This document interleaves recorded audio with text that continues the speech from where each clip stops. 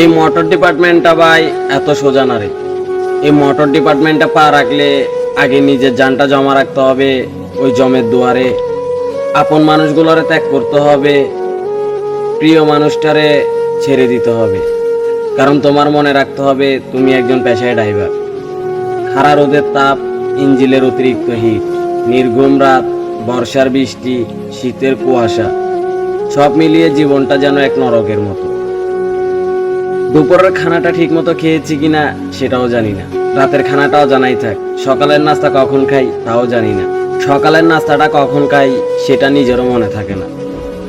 এই মোটর ডিপার্টমেন্টে পা রাখলে ভাই ফ্যামিলির মুখে হাসি ফোটানোর কথা ভাবতে ভাবতে নিজের মুখে হাসি আছে কিনা সেটাও ভুলে যাইতে হবে।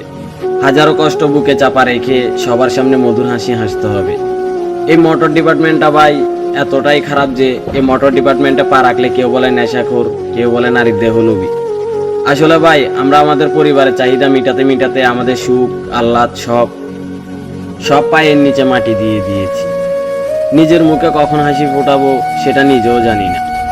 আসলে ভাই একটা কথা কি, তবে আবার এই মোটর ডিপার্টমেন্টে এসে নিজেরও গর্ববোধ করি, নিজের পেশাটার অনেক সম্মান করি। কারণ এই মোটর ডিপার্টমেন্টে আসতে বিদায় আজকে এই পুরো বাংলাদেশটা ঘোরার মতো সৌভাগ্য আমার হয়েছে, প্রত্যেকটা ড্রাইভারেরই হয়েছে। আসলে ভাই এমন সৌভাগ্য কয়জনের হতে পারে যে পুরো দেশটা ঘুরে দেখার মতো এই যে প্রাকৃতিকের অপরূপ দৃশ্যগুলো, এটা একমাত্র আমরা ড্রাইভাররাই উপভোগ করতে পারি। কয়জন আমাদের মতো এইভাবে পুরো বাংলাদেশটা ঘুরতে পারছে।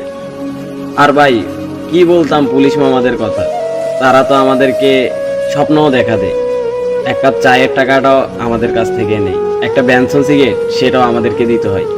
ধরলেই বলে চা নাস্তার টাকা দাও, লাইসেন্স ডকুমেন্ট সব ওকে, তারপরেও আমার চা নাস্তার টাকা দিতে হবে। তা না হলে যে ইচ্ছাকৃতভাবে হইলেও গাড়িটারে মামলা দিবে, আর না হলে গাড়িটা টু করে দিবে।